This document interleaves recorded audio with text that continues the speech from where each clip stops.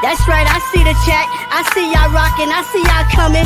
Hit that like button as you enter the building, you know what I'm saying? Hit that like button, show your love, show your support, you know what I'm saying? This that dope soul, this that new thing. Nobody don't know about it. Hello, Knick family. Welcome to the Just Knickin' It weekly show. I'm your host, Stephanie, a.k.a. Queen, joined by Geoff Klafter from the Happily Ever Klafter Daily Sports Blog. I am Jerrell from the Die Hard Lives podcast. Knick Nation, Tory B in the house. A lot to talk about. The Knicks are in the Eastern Conference Finals. They were up 2-0 on the Cleveland Cavaliers. And they're not just winning, they're evolving, right? I mean, it's not just that they're talented or they're dangerous or they're hard or they're hot. I just feel like they're evolving in real time, becoming more of at least who I thought they could always be. I don't think it's like luck. I don't think it's hot shooting. I just think it's growth. I just think it's them, learning to play at their ceiling, game in and game out. A lot to talk about. Jalen Brunson, Mikal Bridges, like so much to talk about. But I guess I'll start with this question after everyone tells me and the rest of us how you're doing. What has impressed you more, that the Knicks are winning, period, or how they are winning? So, Ajay, whoa, while I was looking at my notes, somebody just creeped into the back of the room. Okay. I snuck right in. Okay.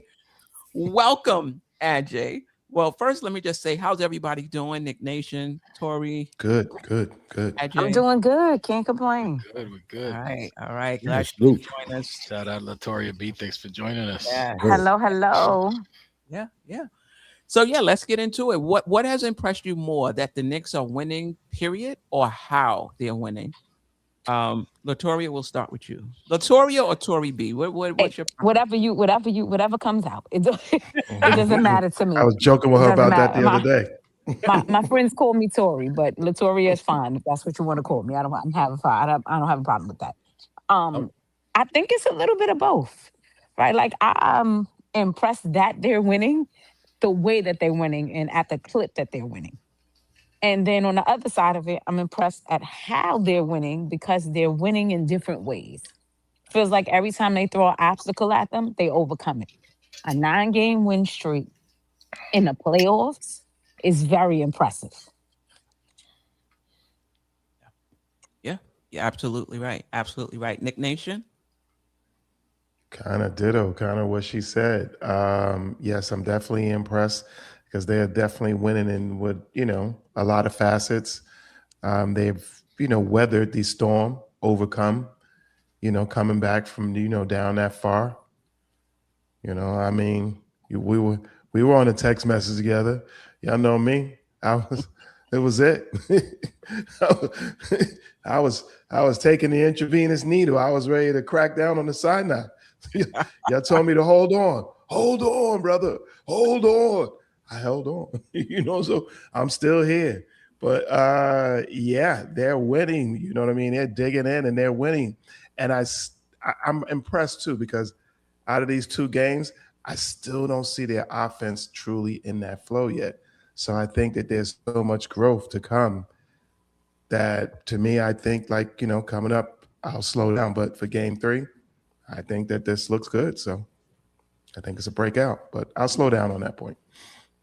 How much, just briefly, how much of their offense not looking the way you think it should is because of them, and how much of it is because of Cleveland and the defense they're playing? I give Cleveland a little bit of credit, but I just think overall we just don't look in the flow. The cuts are not as crisp. We're not taking advantages of obvious mismatches, things like that. It's still a portion of a low IQ points when they do things like that. And we had washed away with a lot of that, but it was in the rhythm of the flow of the game. And right now, some of it is defense because it's like, you know, I mean, you had that many days off and then jumping back into the fast lane, you know, it's going to take you a minute to get up to speed. But I think these 2 games here is kind of what it seems like, you know, the engine, you know what I mean, is revving up. So I'm thinking by 3rd game, I'm looking for a point of more of an explosion. Okay. All right. Ajay, what's impressing you? The fact that they're winning or how they're winning? And we only talking about this the ECF, right? You can so I'm gonna follow. All right, so I'm gonna tack on what Latoria B and Nick Nation said. It is a little bit of both, but equally as important is the other stuff that are happening, right? They're scoring at a most of those games. They're scoring at a tremendous pace, like they blowing people out, right? Number one. And the blowing people out is not just that they're scoring a lot, but then their defense is holding people under 100 for most of those games. Like they're playing great defense on top of it, right? They're attacking, they're playing smart, they're fighting for the rebound. And so not all those games that they win the rebounding battle, but they get the ones they need to get, you know. And going back to the Atlanta series, I've said this on the show before, even the games that they lost, they actually played great. You know, as terrible as it seemed, like we lost by a point. The first game, we obviously dominated that game. We fell asleep in the 4th quarter. And the second game that we lost, we basically spot Atlanta, I don't know, whatever points they were up by. And then we came all the way back and took the lead. We couldn't hold it, but that's the sign of a great team who like never gives up. So the relentlessness that they're playing with, that there are a lot of little things that are happening that, you know, not just the fact that we're winning or how we're winning, but then all the other stuff that are happening, you know, in the, you know, around it too, that I find it's a tremendous run. I don't know, you know, all of us who've been Knicks fans since the last century. I don't make it sound a long time ago, right? Like the last century. 26 years ago, I know, a long time ago, bro. But So you know, don't be Asian us. I don't think we've ever seen anything like this. Even with the great teams that we've had that made it to the finals, you know, a lot of things that are happening at the same time, a lot of great things. So, you know, so far so good, man. Let's see where this road ends. You know, hopefully it's the place where you all want it to be, you know, but they're on a great run right now. For sure. Jerrell? Just like everybody, a little bit of both. But it seems like for the first time in forever, we're winning like the war of attrition. Like we're actually the fresh ones. We're wearing teams down. That's what teams usually do to us. So I'm impressed by the wins, but I'm more impressed by how we're doing it, and we're doing it that way. Like we're the ones wearing everybody down. You know, got to credit Mike Brown for that, and Mike Brown for a lot of other stuff too. But yeah, I think it's impressive. A little bit of both, like the fact that they keep winning with 9 straight, and for the fact that the way that they're winning, like we're wearing teams down, and I love that. All right, Geoff, your thoughts? Well, it's not just that they're winning, right? It's to me, it's how they're winning. I mean, the closest margin of victory during the 9-game winning streak. Do you remember what it was? No.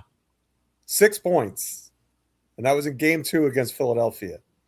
That was the close. I think that's the only single-digit win amongst the group, and that's crazy dominant right there. I mean, it's super impressive. I mean, and to have your 2 losses be by a combined 2 points, you know, in games that I think every Knick fan will say we gave away. Credit to Atlanta for taking it, but I mean, I think that most Knick fans would agree on that. I'm sure Hawks fans might take umbrage at it, but all 5 of them could sit down.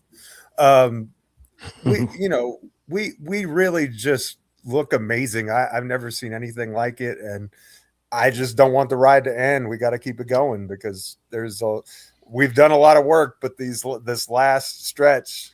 You know, it's like when you run a marathon, the last 5 or 6 miles are twice as hard as the first 5 or 6. Yeah, yeah, that's a fact. That's a fact. Before we get deep into some, talking about the players, we'll spend some time on Mike Brown and whatever. Are we watching a team of destiny? Like, do these Knicks feel like this is just our time? And what gives you that? What gives you that feeling? If you believe in that, there's some people that don't believe in that. Um, Ajay, do you feel like this is our time? Do you feel like Queen, I the past, I've been feeling that is our time every year the last couple of years. I'm sorry to say, I felt last year was our time. The year before was our time. Except for the year we didn't make the playoffs. But I mean, when we lost to Atlanta that first year when Randall was there, I was like, this is our time. you know, so His destiny meter is broken. It doesn't work. Yeah, I mean, it's just I don't like this one. Give it back. Like this one. so listen, and this year again, we inch up. We're getting closer and closer. This better be our year, because when you look at the way this is going, there's a little window here, and that small window I'm talking about is not us. Like, our team is gonna be good, probably gonna get better. But you have other teams that are I mean, you watch San Antonio. They're like, if they could get one other star next to what they have right now, or even they're gonna be an impossible team. And then you have other teams in the West too that could, they have very good teams in the West. So unfortunately, we have to go through the West at some point to win a championship. So that window, like I said, it's not just the Knicks, it's the universe around the Knicks too. That keeps changing. There's a lot of moving parts, and it could make it very difficult. So this is a good year. Hopefully, I'm hoping, man, it's looking good. listen, I don't put a lot of stock in what Ajay says when he starts talking about the other teams. This is the one that texts me all season about how we would not beat Detroit. We can't beat them, Queen. We can't beat them. We And have then we have to play them.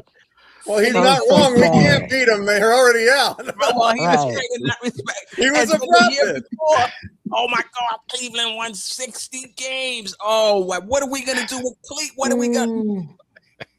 He was right there too. We couldn't The beat them sky either. The is Pacers falling. took them out of the playoffs. The He's a sky is prophet. falling. Oh man, Latoria, do the Knicks feel like a team of destiny? Does it feel like, as a I Knicks don't fan, that this is our time? I don't know if destiny is the right word, right? But I do feel like things are aligning for us.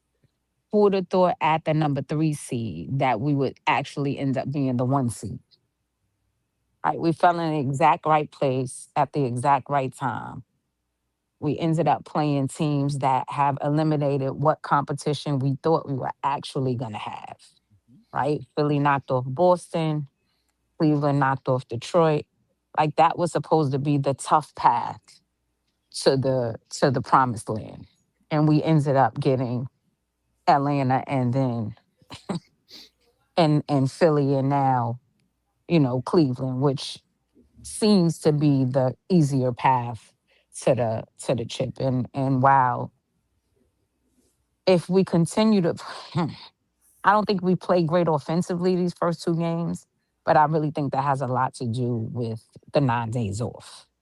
Like, it's hard to get back into that type of groove because they were clicking on all cylinders. Like, that offense nobody was missing anything at any time. Like, I'm waiting for that game again. I want to see that game in game 3. I want them to have that offense in game 3. But you got players that are getting hurt. Like, if I don't like to think ahead, I don't like to look past the series. I don't like to look past the game. But if we come out of the East, right? We beat them these next 2 games. We get to rest a little bit. These guys are over there beating the hell out of each other. So again, we're gonna be the team, if we get out of there in these next 2 games with the fresher legs, getting to rest. Our guys are not hurt, and they're gonna be all beat up over there. So I don't know if it's destiny, but it does look like the stars are kind of aligning for us. Got you. Got you. Jerrell? Yeah, I kind of agree with Tori. Like, I'm not a destiny guy because that means somebody's destined to lose. I wouldn't want to be that team. I Right. think you got to work for it, man. Like, we're here. I do believe that we're going to win, but is it in the stars for us to win? Like, stuff has been aligned for us, favorably so far, but you never know, man. You never a hurt ankle here. Like, I don't want to go into like we won already, or I just don't have that type of mindset. Like, this is a championship. You got to work for it, regardless of who you got to play. So when it comes to destiny, no, I'm not the type of person who believes in stuff like that. Okay. All right. What about you feel it's our time? Oh yeah, that's a different question. Destiny and it's our time. Okay, either one of the questions you want to answer. Yeah, that's a little different question. Do I believe we can win a championship at this point? Yeah, absolutely. Like you said before, the teams on the other side is beating the hell out of each other. So hopefully, if we do get to that point, we can beat the hell out of them too. But destiny is a strong word for me, so I'll say no to that. But do I think and do I believe that we can win? Yeah, definitely. All right, Geoff. Well, in the book of Romans, it says, shit. Come on. He put my seatbelt on. Wait a minute. Put my seatbelt on. Click, click, go ahead.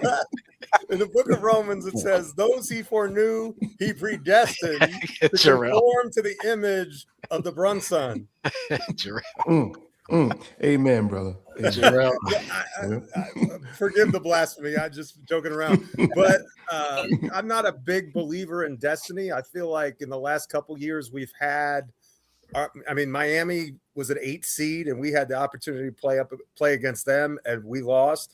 Last year, we were the favorite against Indiana, and we dropped the first 2 games at home. The year before that, we had a 2-0 lead, and then we had the injuries and stuff happened. But again, we were favored to win that series as well. So, I think that what has the saying go that luck is where preparation meets opportunity, and I think that this team is the best prepared of any that we've had in the Leon Rose era, and the opportunity is presenting itself. And so I think that we're best equipped now to take care of that, as opposed to in the past couple of seasons. I think we've gone through the wars, we've had the battle scars, we've learned from the mistakes, and now we're on a different level, at a different plane, and we have more depth, which helps us out too, and we're better rested. All of these things are kind of coming together, but a lot of that, I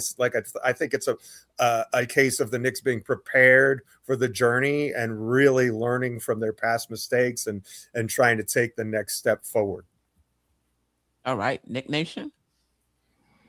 Yeah, no, hell no. I think no destiny, nothing. Everything is, to me, if work goes against New York. I think if you're not a New Yorker or we're not a Knick fan, everything is against us. I mean, everything. You ain't with us, then you're against us. So for me, no, we fight and scrap and bite and chew for everything we get. And, and even when we get it, the naysayers are still spitting and what's names.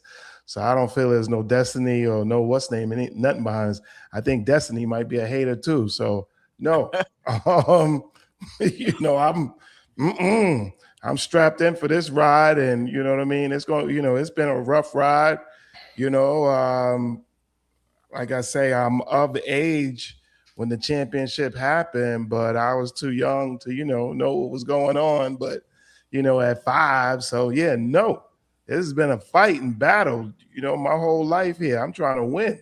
I ain't seen it. So, no, okay. All battle. All right. Jerrell, when did you, like you said, you believe we can go all the way. Mm-hmm. When did you start believing this run could be special? Last series against Philly. Like, Philly is a good team, man. I know they was worn down. Embiid was hurt, but like, they got through Boston for a reason. It wasn't just because of Embiid. Like, their young guys was actually working them. But we had the type of players that can neutralize them. So the last series against Philly, and the way that we beat them, that was definitely when I was like, yeah, we can win it all. Yeah. Is that the same for everybody else? When did you start believing? Anybody can answer. I mean, we all had a kind of, it could happen, Right. but when did you kind of like step over and be like, yo, this could be it? Last night. Okay.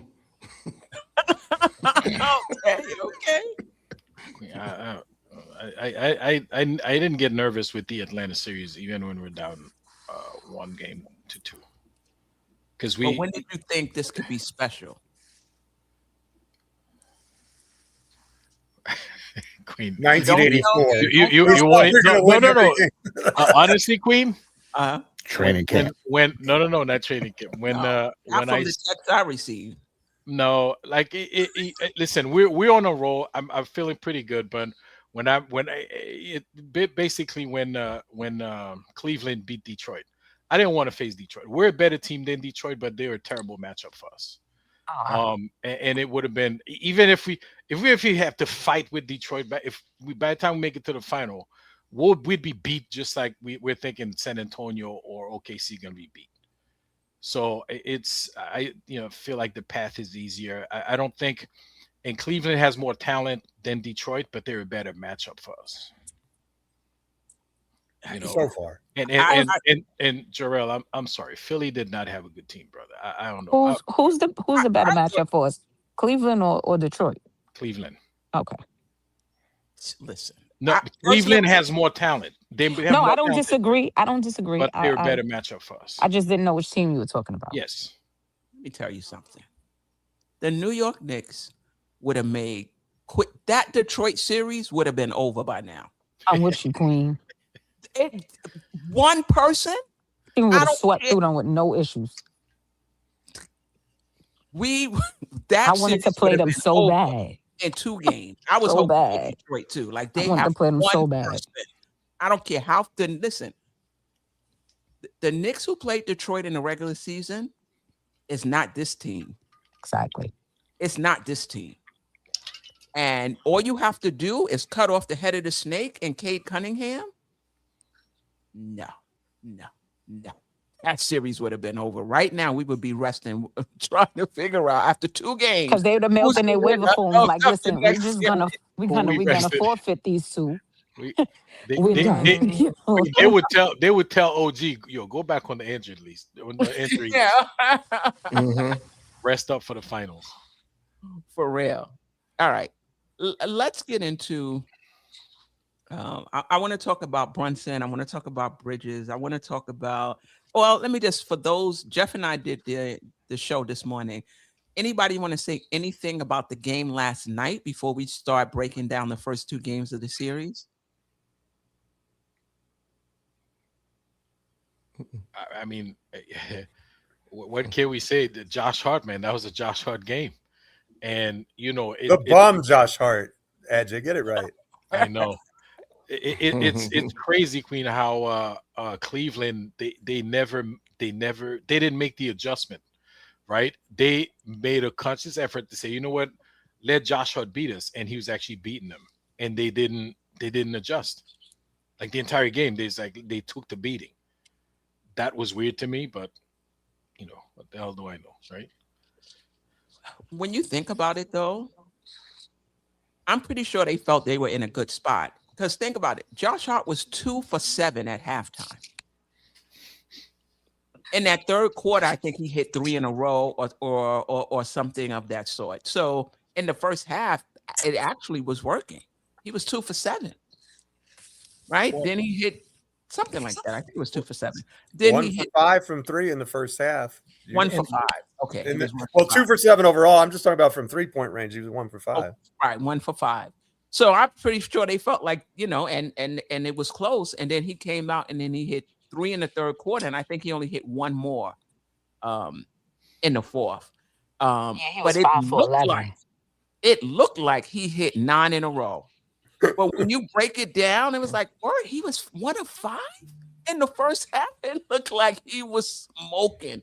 It was the third quarter. It was the third quarter he exploded. That's why the game was close at halftime. And then he exploded in the third quarter, and they didn't adjust. They continued. He wasn't good in the first quarter from shooting. He was good in the first half. That's In the why first half is the when game the was match- close at halftime. It was, I think they were got up by 4. Yeah. But it all happened in the third quarter. They never adjusted. It happened kind of quick. Yeah. They're like bam, bam, bam. But I think Queen, even when he's hot, I think they still have to live with it because it's the best option they have. Like, Right.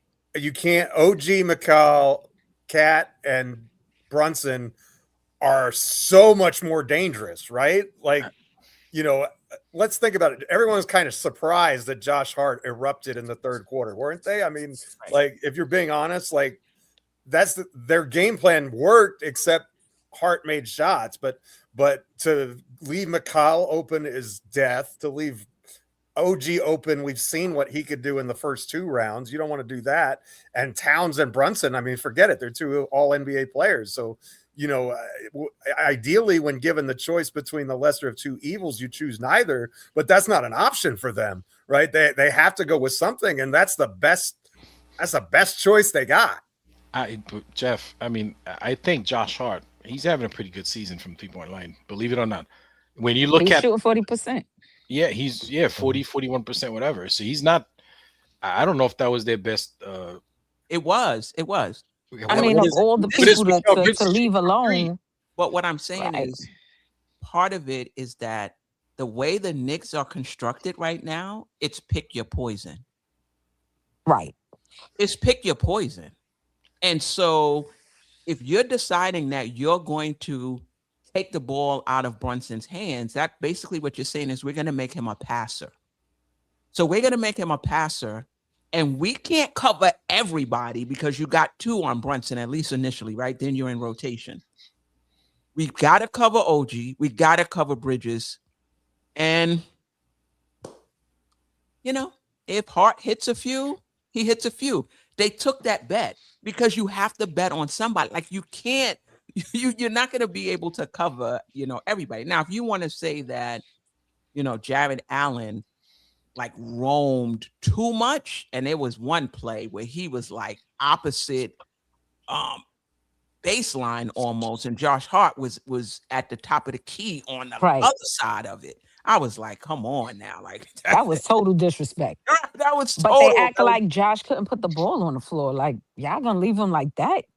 Punish him, Josh. Yeah. Just go. I don't know. And he loved to do that spin move. Donovan Mitchell was like, oh, the spin move. Like, he never saw it. I'm like, Josh is spin when he don't have to. Like, how do you not know that's his move? Josh be coming down the floor by himself and spin to the basket. Like, what are you doing? Like, what are you doing, Josh? Ballerina. I'm a ballerina. Right. It's just spinning the spin. I'm like, what are you doing? Yeah. I don't think, and Geoff made this point earlier, I think they make the right decisions. I just think the Knicks are too good. Now, right? Because this might have worked in the middle of the season. I think you got them in a space now where they totally trust each other. And on top of that, they believe in themselves. This is a very confident Knicks team. I was a coach. I would have did the same thing. I was a coach. I did the same thing. Only because Josh Hart, he can be indecisive at times. Yes. And it's when he's indecisive. He was indecisive in the beginning of the game. From. Yeah. But then all of a sudden, once he locks his brain and focuses and says, okay, they're giving me open, I'm going to shoot. I'm going to shoot. I'm going to shoot. It becomes practice. He just has to come in with the right mentality. Would you do it again? If you're Atkinson, would you do it again? You would have to. Would you bet on Josh not scoring again? Mm-hmm. I would bet on him for the series. I would. Yeah. Okay. The good thing about this team, though, him to be inconsistent. The good thing about this team, though, if he's not hitting, we can replace him with somebody. Right. Facts. You could pull him out, put in Clarkson's Shamit, Deuce. Shamit. Yeah. Bring in the Shamit. Bring in the Shamit. I'm sorry. Game 1. Yep. They were shooting horribly in that game. Oh my God. That had to be the most amazing game I think I've ever seen. And I watched the whole thing muted. Yeah. And Josh, didn't he sit most of the fourth quarter, or was it the whole fourth quarter? No, it was that whole, he was sitting the whole run. That whole 8 minutes he was on the bench. They brought in Shamit. Shamit was 3 for 3 from the 3-point line. Yeah. With amazing defense. It wasn't just a No, three. that's exactly where I was getting ready to go, Jeff. Yeah. It wasn't just Sorry, I three, didn't but mean it to was step no, on no, your no. You didn't. Absolutely not. That just was in my head. Absolutely not. That day, I was having this conversation with Freezy Queen. I was like, yo, for as much as we're gonna tout that Jalen Brunson put on an epic display, and he absolutely did. What his teammates did on the other end of the floor was just as epic. They did not score. I think they hit 3 baskets the rest of the game. Mhm. The rest of that in that 8-minute stretch, anyway. I think they The hit a 14 to total 3 of in 3 overtime, to baskets. Latoria's point. That was crazy. The defensive display that they put on is not getting enough credit. Yeah, for sure. Towns that last big block on Donovan Mitchell, that was the last shot he took. And it was just a little tip of the finger to hit the ball, and that was it. And Donovan didn't have one more shot that game. They played incredible defense down the stretch. Yeah, they did. They did. But perfect segue into Brunson. Oh, Captain, my captain. Yeah, what impressed you most about him? Was it, having the 14 assists, not forcing shots? Do you think he's reached another level in terms of his floor game, or going back to OG Anunoby in the beginning of the season? He just had one of them games. I wouldn't say he's crossed over. He's just had one of those games. Has Brunson crossed over, you think? Just looking at his body of work in the playoffs, and that 14 assists is just an example of it. Jeff? Well, I know he crossed over last year, and Amon Thompson died. So, or Asar Thompson, I guess it was, died. So, no, I get what you're saying. I'm not sure he's crossed over like this, the Rubicon, like, and he's, I'm not sure that it's that definitive a moment. And only time will tell, right? And games, some games dictate that you should do different things. Like game 1, he needed to score the ball. We were desperate for points. So you didn't necessarily see, I mean, he did make a lot of good passes, but he shot the ball a lot of time. We needed him to shoot the ball a lot of time. Game 2, he didn't need to shoot the ball as much, and he was a distributor because that's what the defense said. So from that standpoint, if he continues to react to the defense properly, then I'll answer that yes, he's kind of elevated to another level. But I think sometimes when it gets tight, sometimes you revert back toward what's comfortable. And I think still his Linus blanket is just give me the ball and get out of my way. Okay. All right. Jerrell, what's impressed you the most about Brunson with the 14 assists last night instead of forcing shots? And do you think he's crossed over, or at least his floor game is improving?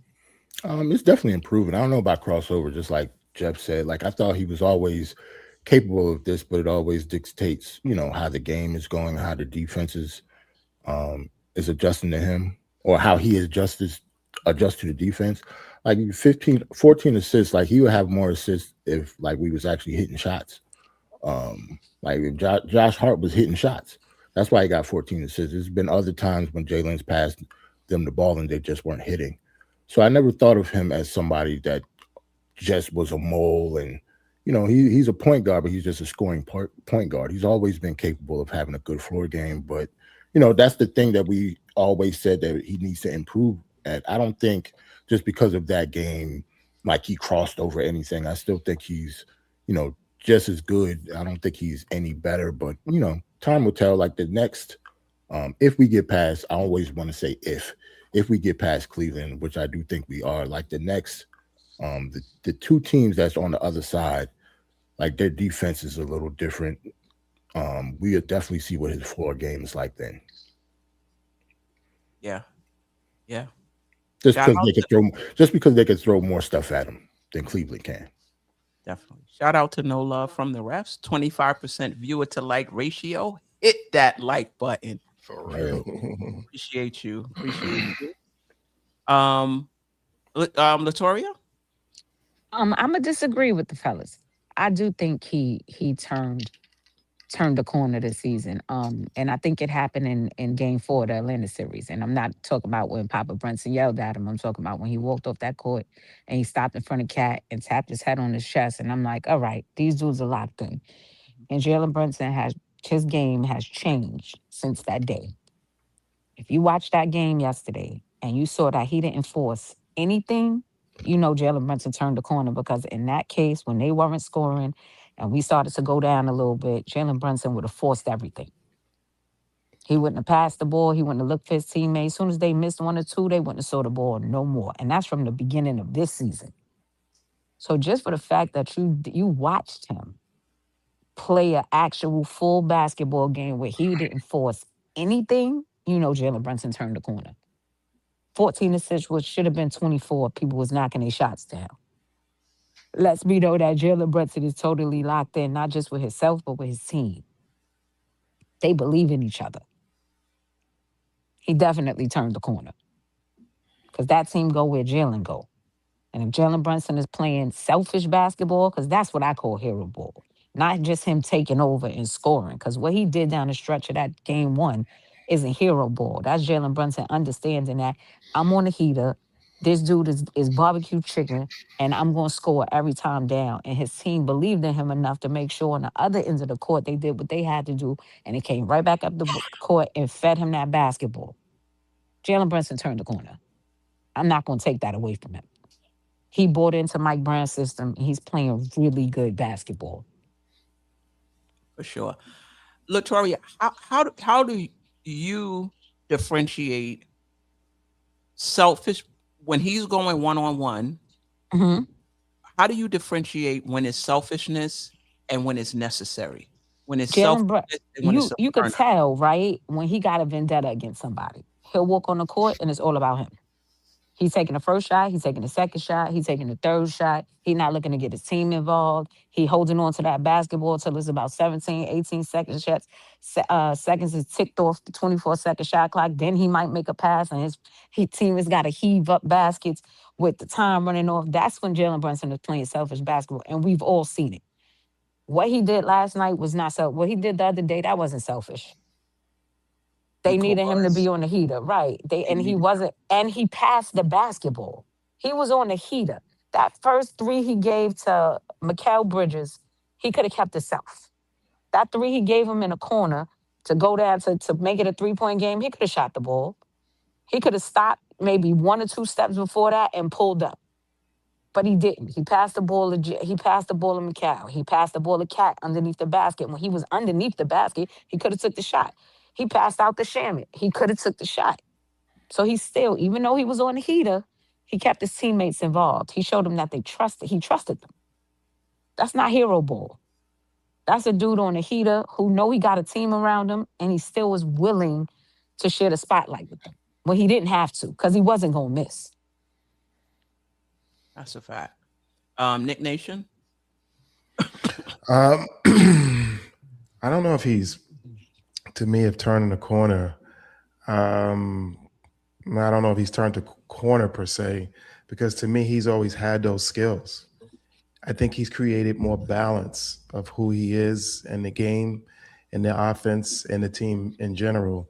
But I think he possessed all of those skills, because we've known he's possessed the skills to get 12, 14, 15 assists, 16 assists, because he's done it before.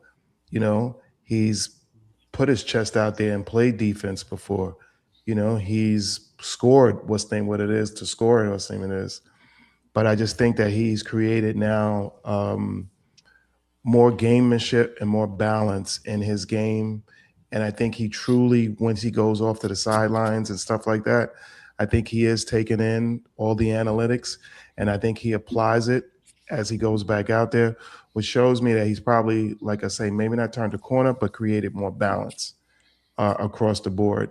And it's a good thing. And I'm, for the team, for him, for the city, and I hope he keeps going. But to me, I think he's just created more balance in his game and in this offense, period. Is that not the same as turning a corner? Is turning a corner something different for you? I was getting ready to say the same thing. Yes, because turning a corner for me is like OG. To me now, OG has turned the corner because OG, as we know, didn't have a lot of these elements in his offensive game. He's built himself to that. So he's built himself to a two-way player, somebody who I can count on and say, here, get me a basket. And I think OG is a person, to me, that's what I feel about how people turn the corner. Almost similar to Deuce, same way, where he didn't possess those what's names, but Brunson has possessed these skills for a long time, even once he got here. And to me, he's sharpened and honed them, but to me, he's created just more balance in his game across the board. And I think it's important to ask these questions because then you get to see how people are defining it slightly different, right? And I think that's what it comes down. Nick Nation is defining turning the corner slightly different than Latoria and I are defining turning the corner. And that's why it's good to ask those follow-up questions and get the nuance of it. I appreciate you on that. Ajay? Jalen Brunson turned the corner. I mean, I don't know if he turned the corner. I feel like he reached another level as a floor general. How it's not like he reached the other level. He's just displaying it more. He was always had that level. So I think this time around he's playing smarter. He's reading the game better and reacting differently to the game. Okay, so because all those things always been there. They've always been there, and we've seen at times, throughout the seasons he's been here, like he's made these kind of plays on and off every now and then. A couple of things, like he's playing smarter and he's trusting his teammates better.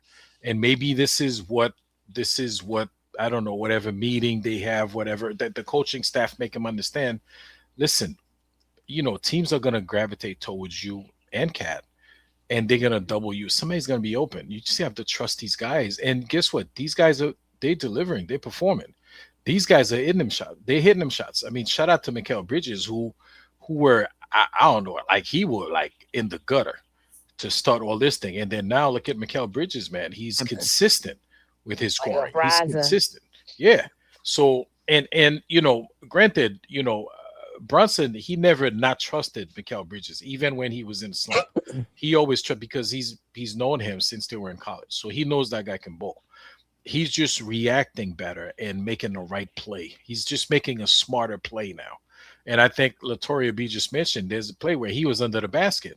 He had a good shot. Somebody else had a great shot. Right. Just a pass. And so I don't know if you guys remember the Atlanta Hawks series, game 2, where he drove under the basket. He passed the ball to Josh Hart instead of Jalen Brunson today would have given the ball to OG Anunoby, who was right under the basket, instead of looking for Josh Hart. Right. You know what I'm saying? So it's the same situation. He's just making a smarter read and a smarter play than he is now. So I don't know if he turned around, if he turned the corner, or if he, maybe that's considered turn the corner, but he's just playing better and reacting better. And his teammates, let's not forget the teammates. They are coming through. Right. Yes. They're coming through. Right. And Big that's time. cool. Right. Big time. Yeah. Yeah. I mean, I'm listening to everybody speak, and everything you guys are saying to me means turning the corner. So Right. I just have a different definition. I was going to say, Queen, I think the general consensus is yes. Yeah. I have a different definition of turning the corner. But to piggyback off of what Geoff said, what I'm hearing from Geoff is, I see what you guys see, but is this him going forward, or is this just a few good games, right? And I talk about this a lot, somebody visiting a place in terms of their performance, right? And then living there. But I don't know who on the panel mentioned the Atlanta series. I do think that was the turning point. I really do think that was me. The turning point. That was you, Latoria? Yeah. I like he's getting to that maestro status I've been talking about, which is really, you have so much gravity. You could do whatever you want. You could score it, you could pass it, you could just fake and everybody will move, And you're right, he has this and he has had it. but I just think he's found the balance, as Nick Nation said. He's really found the balance, and that's something that we've been asking for a long time.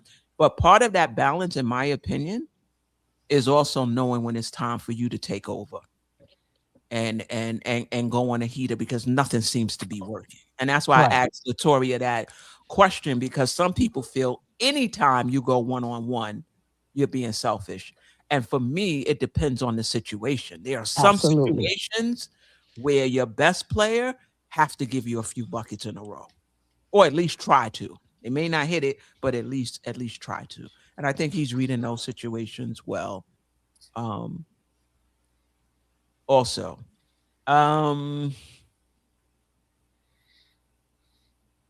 yeah. I mean, I want to say something else about Brunson. Absolutely. So I was watching some like a podcast with Lou Williams and Boogie Cousins. Yes. And they were saying, like, they don't understand how Cleveland, it's kind of stupid of them. They know, like, everybody knows the Knicks, they know where the ball is going. Why are they playing? Why they put Harden on him? I think they was talking about game one. I'm surprised those guys made that analysis, because they're professional ballers. It's not that Kenny Atkinson didn't know or didn't see, right? It's just that there are other stuff going on, right? It just so happened that in that stretch, Brunson, because they left Harden with him one-on-one, he scored. But that didn't have to be the case, because the minute they double teamed him, he would have passed the ball, and it would have been probably the same result, but a different way. Do you know what I'm saying? So it's not like you said, Queen, it's pick your poison, right? You double, triple him. There's, a couple of guys, and these guys, they cut into the basket. They're doing a good job at this. OG Anunoby, Mikal Bridges, they cutting. So it's not a matter of just, why you just put Harden on him. Okay, double team him, put somebody else on him, and you're leaving one or two guys open.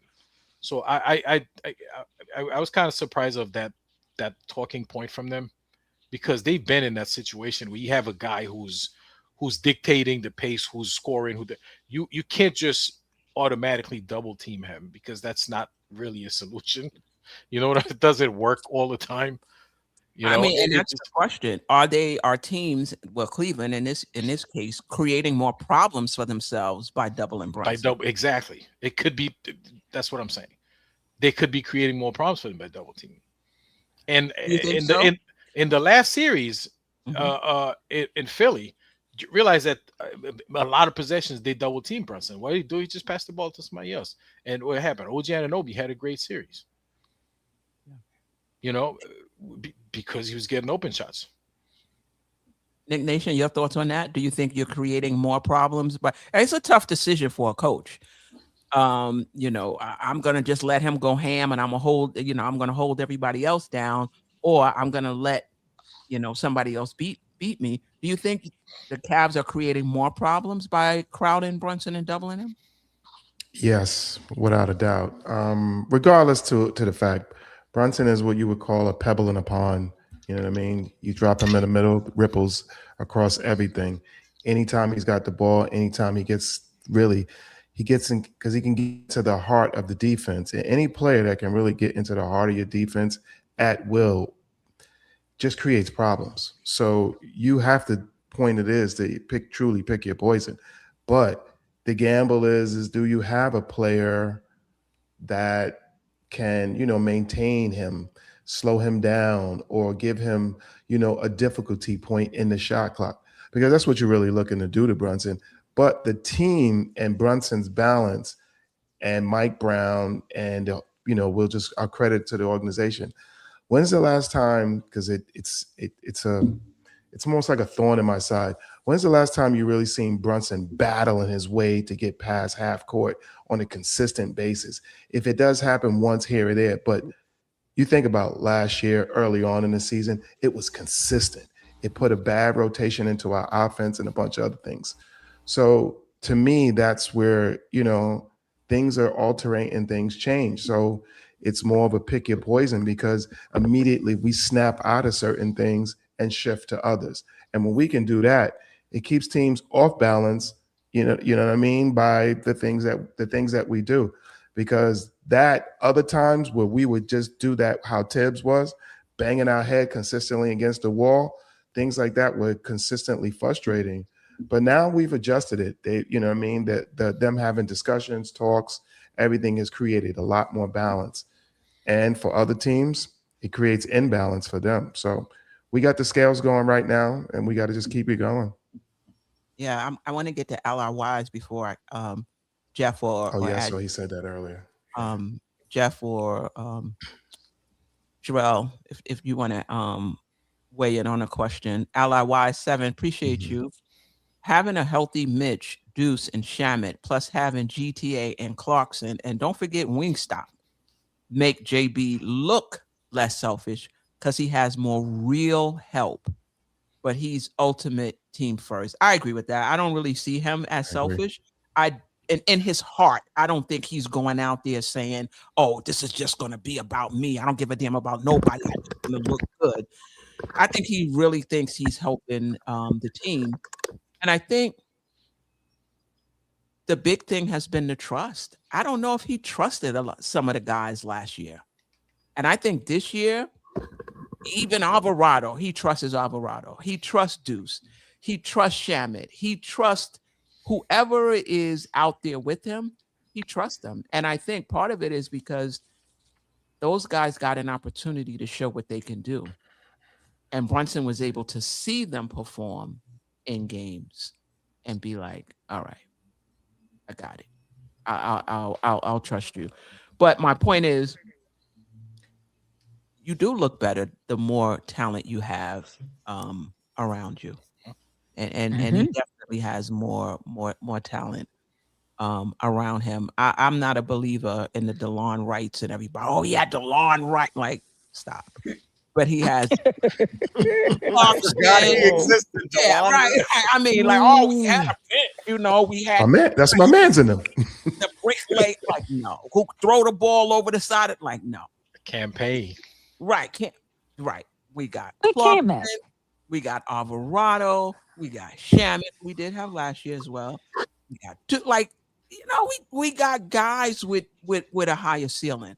But anyway, Geoff, just your thoughts on if you think that teams are creating more problems for themselves by doubling Brunson, or they're just doing the best they can to try to slow this team down, and that strategy is just as good as any other. You're never going to stop Jalen Brunson. He's too good. The best you can hope for is to slow him down. And to be honest, the Cavs did a great job of that in the first half. I mean, he had that first bucket of the game, and I don't know if he scored again in the entire first half. And he racked up the assists, but I thought Cleveland actually did an excellent job on him in the first half. But you know, trust isn't something that's just given. Trust is something that's earned. And this is the second year for most of our core guys of being together. I know it's a different coach, but for the most part, it's the same rotation, same players. I mean, Clarkson is new and Alvarado is new. Yes. But I mean, the core 6 or 7 guys, because the starters are the same as last year, and Deuce is the same as last year, and Mitch is the same as last year, and Shamit is the same as last year. So 8, right? 8 of the 10 guys who receive regular minutes. You know, it's not always a 10-man rotation, but you know, those 5 guys, at least 4 of them are playing, you know, whatever allotments of minutes they get. But you know, they've been together for 2 years now. That continuity makes a difference. They've been through these situations together, and they failed in this situation together. And sometimes the only thing that teaches you is failure, right? And it's when you succeed, it's tough to learn from it. But when you go in there and you're the favorite and you're supposed to win, like we were in the Pacers series, and then you absolutely choke in game 1, and then you're flat for game 2, well, now you have that muscle memory. Now you know, well, what have we been hearing from the guys from the Philly series, even in the Atlanta series? We know that they're coming to this game with an increased level because the pressure's on them. We don't have to just match it. We have to exceed it. right? That's what we've almost it's almost like a recording. Like you just have to press play on it. They understand that now it's not enough to just match the intensity. We have to exceed the intensity of the other team. And they kind of know what that's like because they know what happened when they didn't do that a year ago. Yeah, I want to comment on that. Jerrell, did you want to say something? When it comes to with Brunson and especially at the end of the game, it's just like the gravity with him at the end of the game is obvious. Like I said yesterday during the game, like when it's his time in the fourth quarter, it's really OG and Bridges' time too, because he has so much gravity with the defense going towards him. Both of them, like the ball is going to find them all the time in the fourth quarter because of that. And because of that, that's what makes Jalen Brunson so good, because he's already established himself as one of the killers in the fourth quarter. So you either have to double him or, like Jeff said, you're not going to stop him. Like you only can contain him. But because of that, that's when the other players actually do step up. And like in the fourth quarter, it's not just Brunson making clutch shots. Like Bridges and OG have done it too. Yeah. Let's not underestimate being together for another year. Right. Like it's like a lot of times we're comparing last year's team to this year's team, but we're underestimating the fact that this year's team is drawing on last year's team as well. Like they're drawing on that experience of what it takes to get to the Eastern Conference Finals. They're drawing on this experience that things can change at the drop of a dime, looking back at the Indiana game one, and that you can't let one slip away. So, they're building off of that. And when you think about teams that have won championships, it's because they've been through some things. They've been through some things before they finally won it. In recent history, right? Milwaukee, Boston. It wasn't like the first time they went to the Eastern Conference Finals. The NBA Finals. They won it. They had to go through some things. They had to grow as a team. And I think part of what we're seeing from our Knicks is the growth from last year. And having seen it and experiencing it and knowing what it takes. All right. Is this the best decision-making Knicks team we've seen in years? Like let's talk about their decision-making and how it has evolved and where they are right now. What are your thoughts on their decision-making? Is it at a high level? Is it at a high enough level, Latoria? I don't know if it's at a high enough level, and I won't know that until we get out of this series. But I do think that what's being done over there is top tier. You got a team that's playing really well together because the coaching staff is leading by example. There was a point in game one that I know everybody saw the clip when Jalen Brunson is over there, they down 22, he yelling at the team on the sideline. I'm not saying he was yelling at them. I guess he was trying to hype them up, whatever he was doing.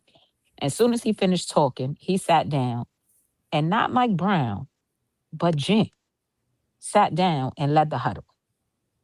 You never would have saw that last year. Mm-hmm. Those guys are over there playing as a team all the way around. And I think that is what's helping them move along. Because 4, 6 eyes is definitely better than 2. Mm-hmm. Mike Brown is taking the lead from his coaching staff. He's looking to them to help him along with the game. And that's what they're doing out on the floor. It's all trickling down. So yeah, I guess the answer to that is yes. I think they're, doing a phenomenal job over there. Really good job. Yeah. Ajay, your thoughts on, and because you've been one throughout the course of the season to talk about the mental mistakes the Knicks made and have made in playing low IQ basketball. Do you think their decision making at this point in the season has really evolved and is high level? We can't hear you. Oh, I'm sorry. They've increased. Yes, absolutely. They're playing at a higher IQ right now, and we've always known they're a talented team.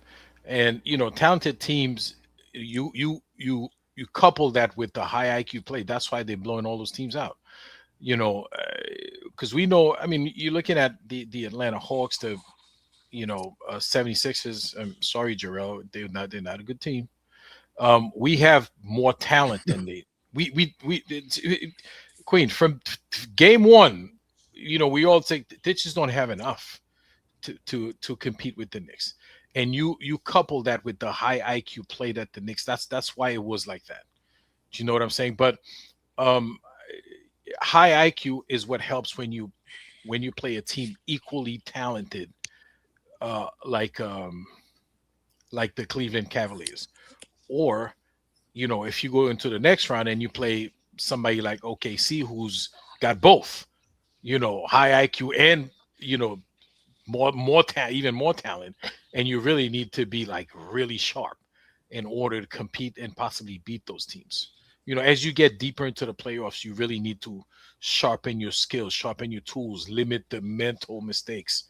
And shout out to Cat. He's been having a great season. But he still make those little mental mistakes of holding and grabbing, which is, in my opinion, just lazy defense, because you don't want to play defense. You're just grabbing the guy you're supposed to be guarding. Instead of boxing out, you just grab. But he's, other than that, he's been having a great season. We a great playoffs so far, and everybody on the team's been playing. Even when they're not shooting well, some of those guys, they're making the right plays. They making the right cuts. They doing all the high IQ little things that winning teams, that championship teams do. So, All right. Jeff, the Nick Nation. I think that we're just better overall. I mean, I don't think. I mean, so that's part of that. I mean, we've won more games than last year. We have a better offensive rating than last year. We have a better defensive rating than last year. We have a better net rating than last year, and all of that all of those numbers kind of imply that the decision making has gotten better because the talent level is relatively the same. I mean, if you want to make the argument that Clarkson is better than Campaign, or and Alvarado is more of a natural point, okay, whatever, I'm willing to see those points, but it's basically the same guys, and they're doing it better, and so I think that comes. And they're high IQ players, and I think a lot of it goes back to that they're more used to playing with each other. Where your players are supposed to be. What they're supposed to be doing. You're familiar with what spots they like to get the ball in, right? All of those things make a difference, and so I think it all goes hand in hand. But the short answer is definitely yes in my mind. Yeah, Nick Nation, just thoughts on the Knicks' decision making at this point after 2 games in the Eastern Conference Finals. So we're just talking about at this point of the playoff point, or we're talking about for the full season? Yeah, just how has it evolved? Oh yeah, because it's definitely evolved. I think in the beginning I looked at them as like, say, 60-40 solid, 60-40, and then it went 40-60, and then then it fluctuated back to about 70-30, and then about 80-20 now. And what I mean by those rations is 60 solid, 40 bipolar, and then we at one point in the season we went 40 bipolar. We went 60 bipolar and 40 solid. Those long losing streaks. But at this stage now, I give us the 80-20. We still have those bipolar moments where you just be like, what the? But I think for the most of it that we stay solid 80% of the time now, and it's that 20%, which is going to happen. And to be at this high in this far into the playoffs, that is more than enough to advance you and push you forward. So I think we're in a good place with that. Yeah. I'm super high on the Knicks. I'm super high on the Knicks, and part of it is the decision making. Not leaving a lot on the bone, like figuring out what the teams are trying to do and how to take advantage of it in real time, not just game to game, but possession to possession. And that's what I'm seeing. That's what I'm seeing from this team. And this is what gets me excited, because it's more than just having the talent. Having the talent is important, but learning how to use it, learning when to use it, learning how to optimize it, having a coaching staff coming up with good game plans, having players that are sticking to the game plan and executing. Like, that's what I see from the Knicks right now. And this is why I'm super, super high on them. And you can see their maturity, like in real time. You could just see how the entire team is, is maturing. Yeah. Queen, Yes, go that is ahead. a wonderful point that they're doing it in real time. In real They're time. not waiting. That's something we got that I'm still not used to that. Yeah. Like, oh, they're adjusting right now. I love it. Yeah. Where do you think they're executing the most? Is it the defense? Is it the spacing? Is the rotation? Is it decision making? Shot selection? Where do you think they're evolving the most, Latoria? Definitely defense. I think their defense is impeccable. I Yes. think even when their offense is failing them, they're doing such a good job on the defensive end. It never looks that bad because they go through drought. They in these first two games, they've definitely gone through droughts. Like the ball is just not going in the hole for them, and that's fine because they're playing defense at such a high level that it's okay for them to hit a drought every once in a while because the other team isn't scoring either. So for me, it's definitely the defense. Yeah, I can't argue. I can't argue with that. Jerrell? Yeah, I'm piggyback off that. It's definitely the defense for me.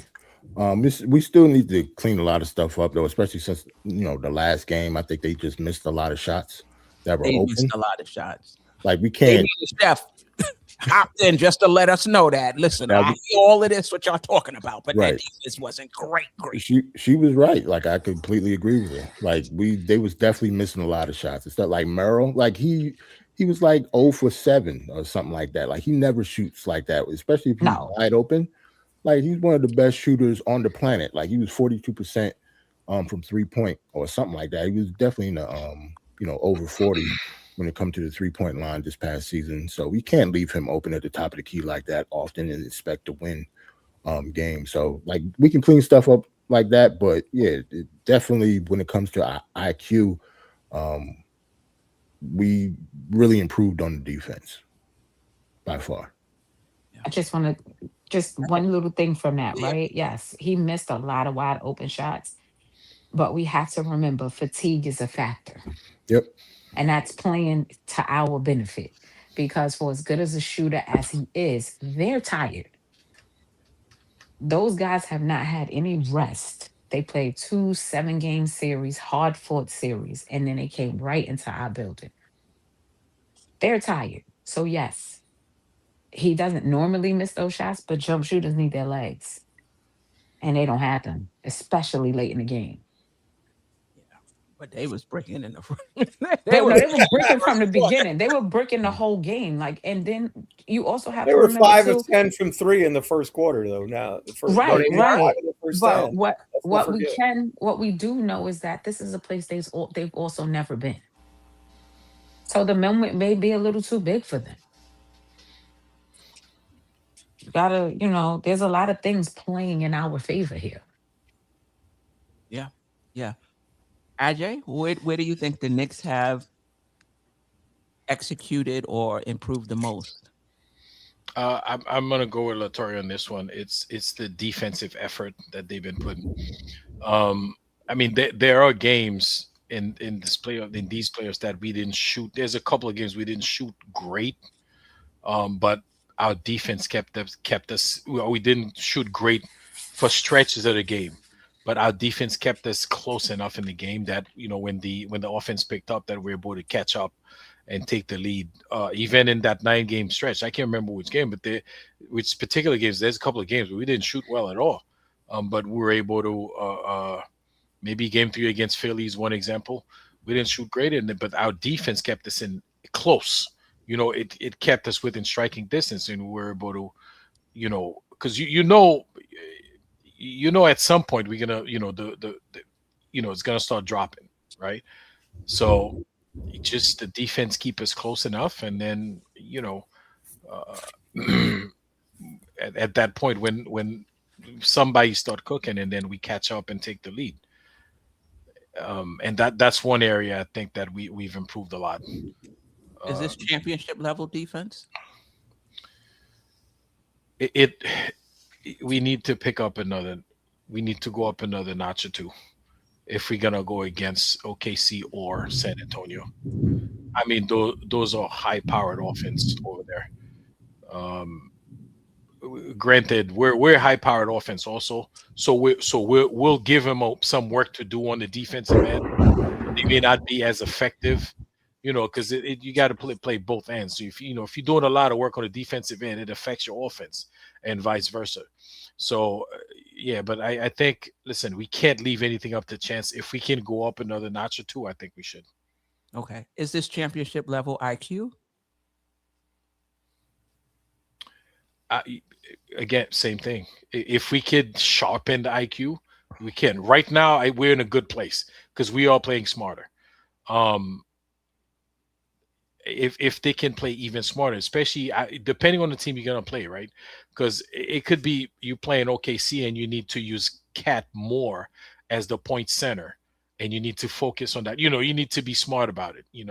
So, and that goes with the coaching staff also. They got to have a good game plan, and these guys got to follow and execute the game plan, depending on who you're gonna play. It just gets harder and harder. So if you're gonna play, the next team you're gonna play is gonna be better than all those teams that we played so far. So everything has to be better.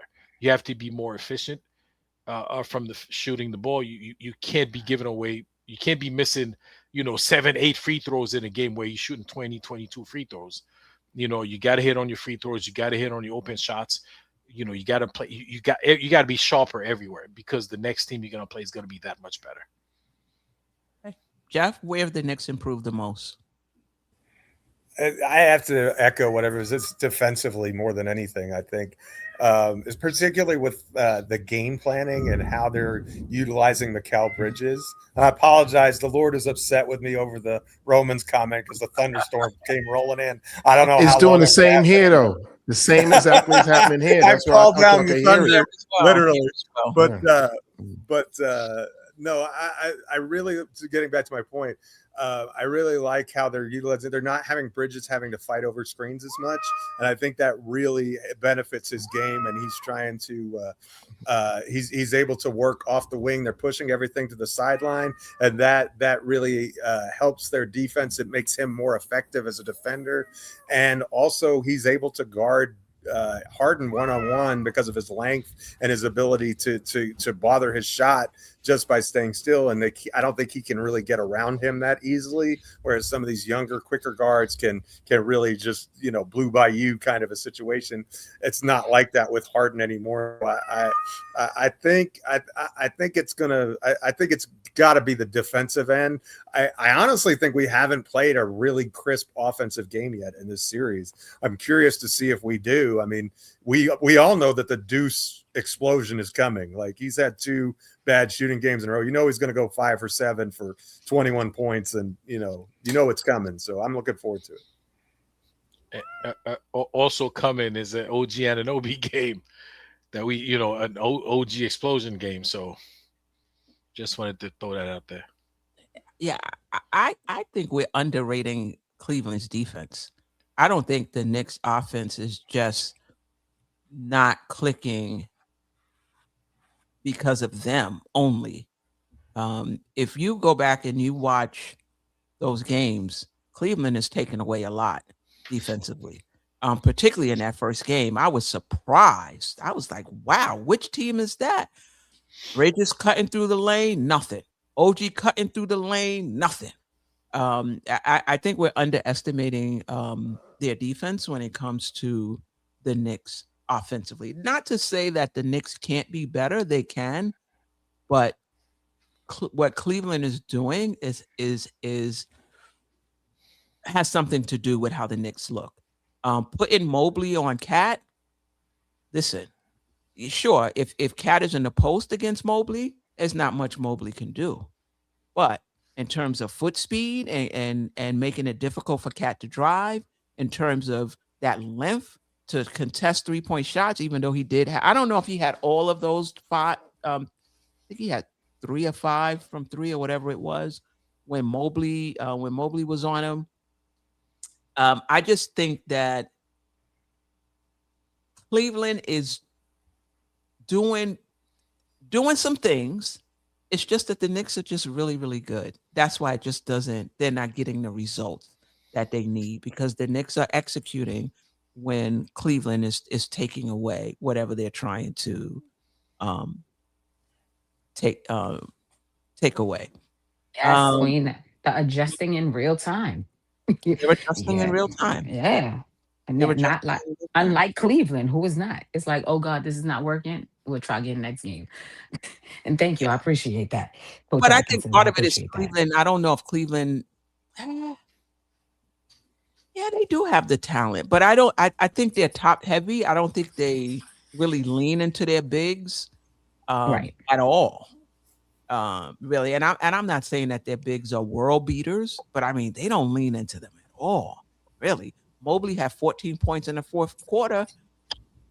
He didn't even get another shot. I don't think in the He in the had series. no points You're in the absolutely second right. half. That's None. on him. Yeah, he only shot one in that. Yeah. That's on Evan No Mobley. points. Yeah, I was listening to my favorite Cleveland sports show today. And they was talking about Mobley. It sounded like when we talk about Cat. Well, it's the coach. The coach has to call a timeout and make sure the guards understand. No, the guards got to know. They got to get the ball. No, Mobley has to come and demand them. I said, they could be talking about Cat. Earlier in the season, the same thing Yes. you were saying. I think if Mobley was on our team, he probably would be my most hated player on the team. Like Wow. Evan Mobley is I don't know if you guys pay attention to, the rest of it. Evan Mobley is supposed to be at this point, like as young as he is, has a Defensive Player of the Year award under his belt. Like he was picked top 3. He's a max player now. Like he disappears a lot in games. It wasn't just against us. He disappears all the time during the season and in the playoffs. That has been a huge problem with him his whole career. I wouldn't like him at all on this team. Yeah, I do think though, when I watched him in the last game 7 in Detroit and the first 2 games against the Knicks, when he is involved, he plays stronger. He just plays stronger than I remember him playing. But to your point, then either they don't go to him or he doesn't call for it. But this is the most aggressive I've seen Mobley in a minute. He's 7 foot that can handle the ball, has an outside shot, and a soft touch around the basket. He can score on all 3 levels. It just sometimes just doesn't decide to. Yeah, it's always been a knock on him. Yeah. Steph, I'm about to roll out. Appreciate you. Yeah, man, love y'all. Hopefully, this will be the last time we talk about Cleveland. Yeah. As a group, facts. Yes. Yeah. That would be wonderful. See y'all next week. Peace. All right. See you next week. Good night. I want to get into I want to talk about Mike Brown a little bit, and then I want to talk about Cleveland, and then game 3, and then we are, then we're out of it.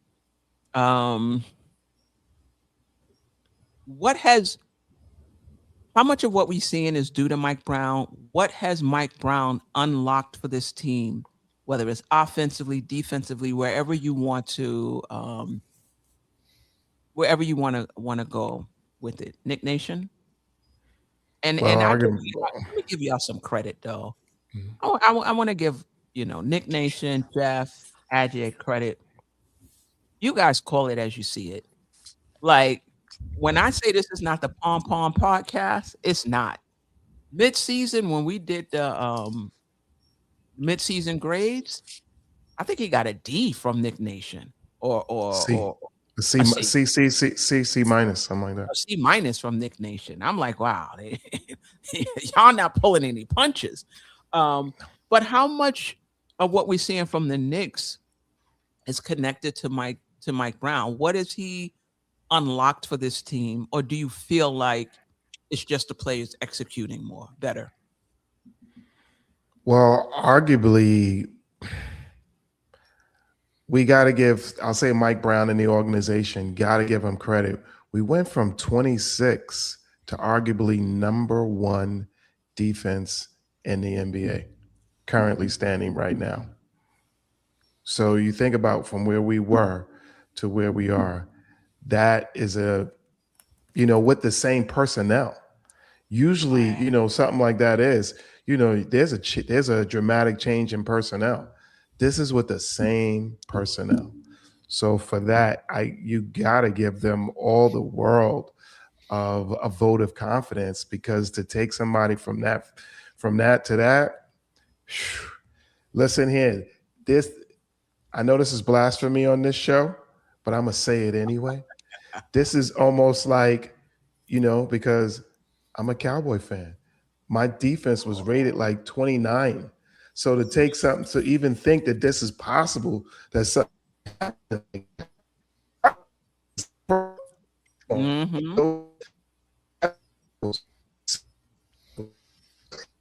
Is that just me, or is he cutting up a little bit? He's cutting up a little. I thought it was me. I'm like, oh man, I gotta go out and come back. That's for bringing that cowboy talk. Yeah, Jerrell pressed the mute button on him. He left the button. He said, Cowboys. Jerrell's still roaming around, be like, doing the Lord's work out here, Jerrell. We can't hear you, Knick Nation, and you froze. And you know what that means. And I say it's him who got the storm too. Look at all that cowboy. And that's him bringing that cowboy nonsense. Right, exactly. That's what that's about. Latoya, what is Mike Brown unlocked for this team? Oh, she's going too. We just dropping like flies. Jeff. I know he got a storm, so let's get him in quick. Okay, it might be just me and you, Queen. No more of that cowboy talk, Knick Nation. I hope you learned your lesson. You don't say the C word around here. Okay. This is a family show. Okay. As soon as he started. Like, there's a sudden glitch in the matrix. I know Steph hit that. She hit that panic button, like the button. Oh, here it goes. Let me hit that panic button. Yeah. Nobody want to hear that BS. Okay. A-Train, Knick Nation froze like Harden on those pick and rolls. Fact. Well, we lost Jeff. Queen Jeff's gone. Yeah, the storm is crazy. Yeah. Our The defense storm was is crazy bad, here. not that bad. Nah, it was bad, Knick Nation. Nick, yeah. At least I thought it was. All right, Jeff, you back with us? You're back. Maybe. We were talking about Latoya. I didn't even see her. There she go. Okay. There she go. Hi, I'm back. Mike Brown, let's do quick so we can get to game through 3. What has he unlocked for us, or contributed, however you want to frame the question? Knick Nation, we're going to give you another chance without the Cowboys. Yeah, without this. You said it. You said the thing that you said. But I honestly, to do something like that, because it was, there was a narrative that you can't win with Brunson and Karl Anthony Towns on the court, that they were defensively, where points where people were saying, well, we got to trade one of them. You got to do this for one of them. Can't play them at the same time. There's no way we can get that far with them. And for that to go from the beginning of the season to now, to, like I say, to be number one, to the organization, defensive coordinator, to Mike Brown, whoever else, everybody who's contributed, that's amazing. And I give them all praise for that. Latoya? I give Coach Brown like a ton of credit. I don't, if you don't know, I was not a fan. So I refuse to give him credit for anything. But at this moment, I can't help but clap my hands every time I see that man's face. Then on me every time I see him, like, hey, I got you. Hey, I got his meal. It's on me. So that man is doing an incredible job with this team. That defensive turnaround and the offense, everything is clicking. right now, and you have to give them credit for it. You don't have a choice. The team is not doing it by themselves. I said that earlier. I said that earlier in the season. No, they're doing it without him. They're definitely not. He's doing a great job. Yeah. Definitely. Man, Shout out to the time. Appreciate Let's you. go. My goal. Let's go, my guys up in the building. Get it. Let's go, man. You know what? I haven't chopped it up with Geoff, man. I've missed talking hoops with Geoff, so I had to hop on and have a little combo before y'all in. But listen, Geoff is not the only one here now. I'm here. I'm the least of me. Come on. When Jerrell was here, I was even lower on the list. It's been the longest. We got all this pretty pineapple and stuff up at the top. The coconut. You're trying to get a date down on the ground. Come on. Listen, man. You are the one I haven't talked to in the longest. I've missed chopping it up with you, man. Thank you. I appreciate that. The Latin assassin in the house, ladies and gentlemen. I love the entire panel, though. I'm a huge Dope Soul Sports fan.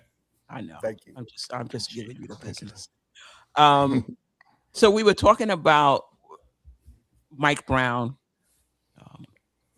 We were talking about Mike Brown and just how much of what we're seeing right now is because of him.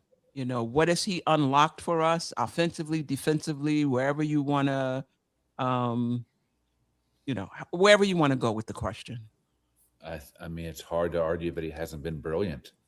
The thing that I've liked the most is the confidence and the how he's unlocking people to their specific strengths. He's putting a battery in guys' bats. You're thinking about Landry Shamet, Jordan Clarkson, Mitchell Robinson, Mikal Bridges, guys that were struggling or up and down during the regular season. They're coming in playing the best basketball of the year. Some could say their career in the case of Landry Shamet and Mikal Bridges.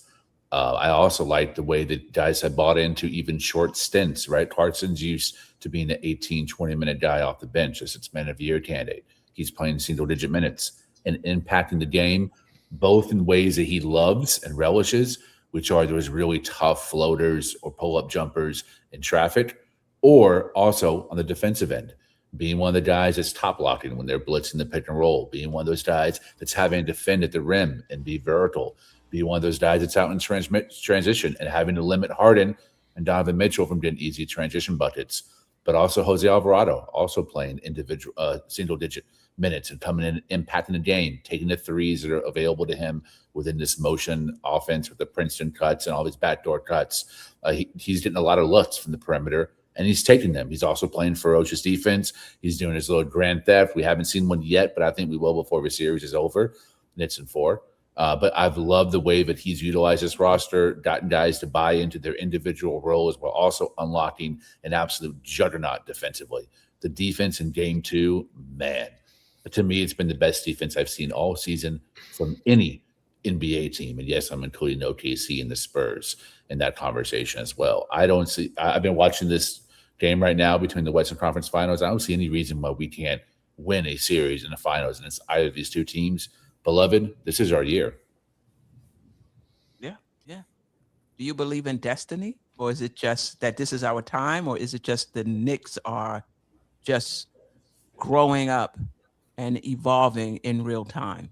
So Jesus Christ is my Lord and Savior, but I also do like to believe in a little superstition and a little witchiness and mysticism. And I think this is our destiny. I think this is a year, the way that we had this has almost been a Herculean epic, right? We had to learn from our mistakes. We had to learn from the Bardianis, the Eddie Currys, the Ronaldo Balkmans, the Andre Bardianis, even the Carmelo Anthony trade. And all those guys I named them specifically for a reason, because all those guys shared the same agent, Leon the Don. So he was behind the scenes and saw just how James Dolan and his dysfunctional band of misfits operated when it came time negotiations. So when he was in charge, he's doing the exact opposite. You're seeing team options on contracts. You're seeing pits being kept while players are being moved, players being kept while pits are being moved, so that our CASHApp assets is being dwindled within a sharing capacity where it's not an overload of pits or an overload of young talent. And now with this roster, when I looked at OKC and San Antonio, I see one-dimensional guys, even the Cavs. They're either shooters or they're lockdown defenders, or they're raw guys in the post that really don't have a lot of polish on their game, or they're only ball handlers and playmakers. All of our guys are two-way, and that goes for every single player in this rotation, all 9 guys. So we have learned from our lessons on how to build a roster. We've learned our lessons on how to make trades, how to draft properly, how to utilize our assets in the draft capacity. And now we are here knocking on championship door. I think we're one step away from walking into glory. And I think that's going to happen here when we win 6 more games. And we are so, so close, beloved. I feel it in my spirit. I feel it every day I wake up. I say, this is ours. When I go to sleep tonight, I go to sleep with a smile on my face. For the first time in my entire life, I became a fan in 2002. Do you know what had just happened after 2002? Y'all do. 99 finals, 2000 ECF, first round knockoff against the Toronto Raptors. Then I became a fan. So what have I known ever since? Misery, poverty, destitution. I've been bamboozled from the moment that I signed up for this gig. But I will never leave, because the number one thing I needed to do before I close my eyes for the last time, the number one thing I want to do is to hug my father while a championship is being raised in Madison Square Garden, and then I can close my eyes and go to sleep. All I want is to share that with my father, because he gave me this gift of fandom, and I want to pay it back. Leah's cooking, so I'm not going to give him any pushback about Brunson being a two-way player. I'm gonna let that. I'm gonna let that. I'm gonna let that ride. She's going to give him some praise. Let him slide on that one. I'm gonna let him slide. He's getting better though. He's definitely improved. Anybody else want to comment on Mike Brown? Because I know you asked about Mike Brown. Yeah. Anybody else want to comment? I want to add a little something more. We got to give Mike Brown credit for, 2 things, right? First, it's obvious that he's listening to his coaching staff. Like he's consulting with those guys. They're not just bodies on the bench, working while these guys are training. They actually part of decision making. You could see him consulting with his guys. And at halftime, and somebody mentioned in the chat, I'm sorry, I didn't highlight it. Usually the team comes out playing better during the third quarter. They execute better, so it's obvious that they talk about the stuff in the locker room at halftime, right? And they talk about and they execute, right? Because they don't come out flat. And so far, for the most part, they've come out like a little more aggressive and with sharper tools in the third quarter. The other thing I want to give him credit for is Mike Brown. He's not afraid to make decisions about the personnel, like his rotations and his guys with their egos. He has them buy into what he's doing. A couple of examples is game 1, he sat Josh Hart on the bench. Josh Hart didn't get offended. He understood that. He trusts that Mike Brown made that decision because he saw something that told him, put Landry Shamet in, and he put Landry Shamet in, and we come back from 22 down to win that game. You know what I'm saying? So he has his guys trusting what he's doing. And Mikal Bridges, I don't know how many fourth quarters he sat down. It never bothered him, right? It just probably made him work harder. Like, right, he turned around, now he's playing better. So he had, and we know this, those NBA players, they have big egos. You put them, they could get really upset and really don't want to perform the next couple of games because you sat him on, you took him out of the spotlight. But he has his guys believing in what he's doing. I think that's tremendous in today's NBA. He deserves a lot of credit for that. Cook. Yeah. So not that I have more Mike Brown, but like Lee, it just feels different. Usually when I sit down and watch Knick games, no matter how good the team is playing, I got a little nervous energy. I get the little butterflies in my stomach. And it's just like, all right, what's going to go wrong now? Now I sit down, listen, I call it the Knicks. They be nicking. So you waiting for them to nick it up. And I sit down and I'm so calm and peaceful. Even in game 1, when I thought we were going to lose. We were down 22 points with 8. I was like, like they look a step slow. That I was wrong. I thought they'd shake the rust off by the halftime and things just not going our way. I'm like, that's all right. Knicks in 5. Like, I'm not even stressing. I don't even care. And they came right back and won again. It was an amazing game, but I was a little in shock, but I was never like I never had the nervous energy I usually have. It just feels different this year. It just feels different. Well, this That's year, true. it feels different the past few weeks. I don't know if I can say this No, year. Because no, I had don't that mean nervous Queen. energy. Yes. I meant this playoff run. I didn't mean the whole entire season. I just Okay, meant okay. this year. This year's Nice. playoffs. Let me say that because I've had my moments this year with the team. But no, this Right, right. playoff, Yeah. this portion of the playoff run, it just seems like it's just different. Like the 50-50 brawls are breaking in our way. Even though they might give us a bad call, but it's not crushing our spirit because that one bad call didn't cost us the game. Like it just feels different now. I'm like, dang, like I'm not even mad. Me? So it feels different. The Queens are I used to have those same butterflies, but I realized those butterflies was my blood pressure going up with these damn Knicks. Sorry. Well, yeah. Well, I guess maybe that's what it was too. You about to pass out watching these games, but it just don't feel like that no more. I sit down, I'm nice and calm. I'm like, whatever happens, happens, because I know we still gonna win. That's how I feel like that watching every game. Yeah, I agree with you, but I think it doesn't feel that way, at least for me, because I have a trust in this team now, because I just seen them since game one of Atlanta and just see how they've evolved in terms of their decision making, in terms of their execution, in terms of their defense. I trust them now. Whereas in the regular season, I'm like, shit, I don't know who we're going to get tonight. I don't know what's going to go down tonight.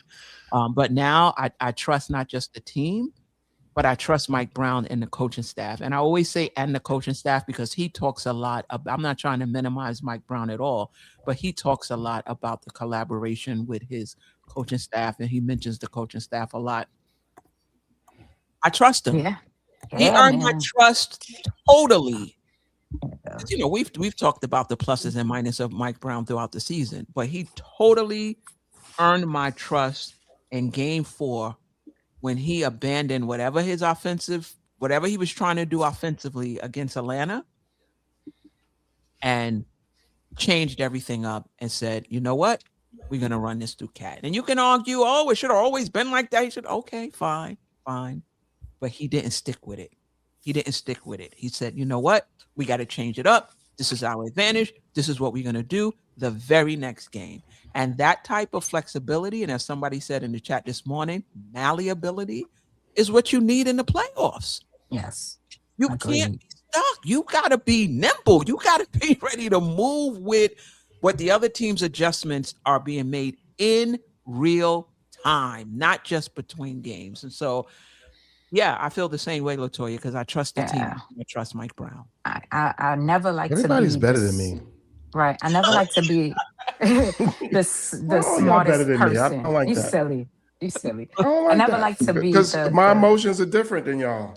I'm Right. on the edge, and until Mike Brown, until we get a championship, and I'm going to say it like this, because to me it's almost like I got what everybody said, but like what Ajay said, but where let's say Josh Hart, he took him out, he was saying, yeah, because the end results were we won, so you're not going to hear points or complaints. But best believe my thought pattern is if they lost, oh yeah, the world and everything else, the sky is falling. So on the same point it's hard for me to separate my fandom at time. You guys know at 8 minutes, I sent a 2-page text basically talking about the whole staff, the everybody, this one, that one. So you know what I mean? So I'm still a fan. I can analyze and still break away the game. But it's hard for me, it's particularly with the Knicks, is to separate my fandom at time because I get to the ultimate point. Like, let's take now. We get to the you take me to the prom, right? And then all of a sudden at the end of the prom, all of a sudden you dancing with the prom king. No, I'm hurt. I don't care that we came to the prom together. I don't care how hard I work. I put on this suit. I look good. No, I'm mad. Because why? Because I want to be the king. I want to win. And I'm gonna help you find the silver lining. I promise. You don't know where none of the silver lining is at in any clouds. I'm gonna help you find it. He is Captain Doom, yo. I'm gonna help you find it. I'm gonna help you. I need to win. I need to win. You know, Mike Brown. I feel like in a lot of ways he does like me, right? I never like to be the smartest person in the room because then I can't learn anything. he has literally surrounded himself, I think, with people that are smarter than him when it comes to the basketball thing. So you got a lot of people around you to draw from. And I think he's doing a masterful job of listening to his staff. And I'm not saying that he's not a good coach and he's not worthy of being a head coach. What I'm saying is you got somebody that's better at running the offense than you lean on them. Like, what play should we run? Like I said, Chris Gent was running the offense. He was sitting in the middle of the pile with the clipboard in his hand, and Mike Brown was standing to his left, listening to him run the huddle. And I said, look at this here. I'm so impressed with that staff. Yeah, So for impressed sure. with them. But I hear you, Nick Nation. We do this as a fan base all the time. We win. Mike Brown is great. Nobody wants to look into the nuances of lineups and schemes or anything like that. We won. Oh, he's great. We lose. Oh, he got out coached by the other team, even if he made the right decisions. And I think for me, it's not even about the outcome. For me, it's about the process. I just like when I look at the schemes and I look at the lineups for the most part. Some of the lineups I'm not a big fan of, particularly yesterday, but for the most part, when I look at the defensive schemes and I look at the offensive schemes at the level in which I can understand and appreciate, I know I'm not a Lee or Delusional or Nick Nation. I could see what he's trying to do. And I'm like, yeah, that was the right decision. They just didn't execute. So it's not always, he's great when we win and he's a bum when we lose. I'm looking at the different parts of the game, and maybe this is going over my head, but he just seems to be cooking to me. He just seems to be cooking to me from a schematic standpoint. And you got to have both the schemes and the execution. And I think that's what we're getting from the Knicks. And that's why they look so impressive, because we're getting both of them.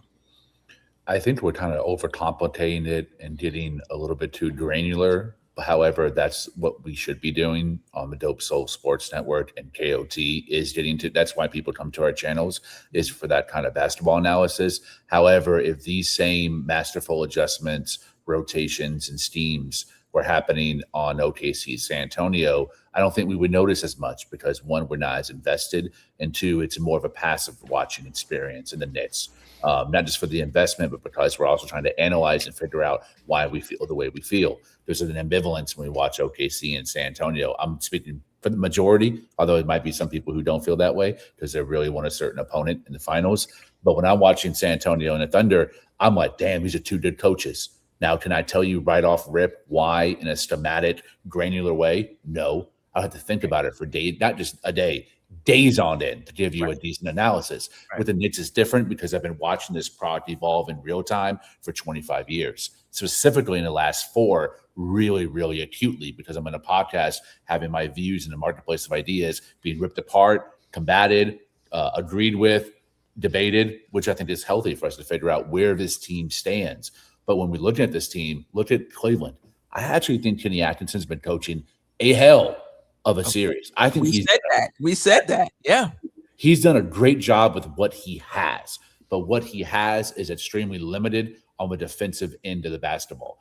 Right. Offensively, there's a high ceiling, right? There's also high variance on how good it can be, but also how bad it can be, specifically because of James Harden and Evan Mobley. But defensively, it's compromised all over the place. It's compromised more than its starting 5 has ever been, going back to the Randall, Nerlens Noel days. I think this is an extremely compromised starting 5. Now, I'm even going to say that Jared Allen is a part of that too. Size is a part of that. Footwork, lateral footwork is a part of that. Being able to guard up, not being able to guard up is a part of that. But there's very little things, in my opinion, that Kenny Atkinson hasn't done to either stop us or really take a huge risk schematically to make an adjustment. The one thing I think he has left in his bag, I think we're going to see it in game 3. I wrote about this for our Substack, is pre-switching Evan Mobley onto Brunson.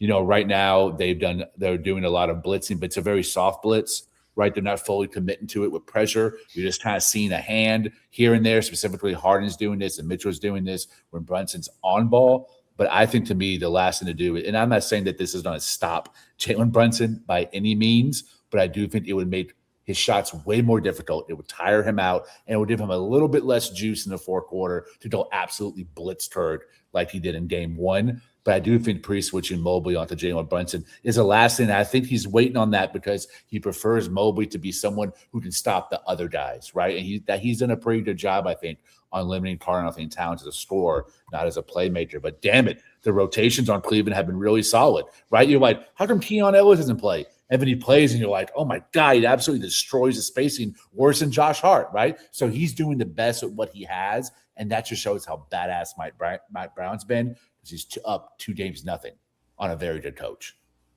Yeah, but a very good coach with limited things that he can do to stop the Knicks. So, yeah, Mike Brown is doing a great job, but Mike Brown he got the money. He got the hand, Atkinson is doing the best he can with what he have.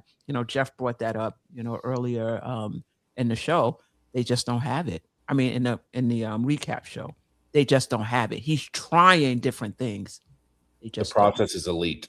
Yeah, for Atkinson. Right. Exactly. Can I try out an analogy here for Mike Brown? I just this has been stewing. It may completely not make any sense, but just let me go with it for a second. I kind of think that based on where we are between this year and last year, it's like there are two different roads that you have to go to get to work. And one of them is filled with traffic jams, and you're at light after light after light, and you sit there and you burn gas, and your engine runs, and it gets wear and tear on the engine because you're sitting all the time, and you still get there. You get to the office every time. And I think that was Tom Thibodeau last year. And by the time we got to the playoffs, our car was a wreck. The engine wasn't running right. We were low on gas because the starters were overtaxed. And now Mike Brown is going the country route.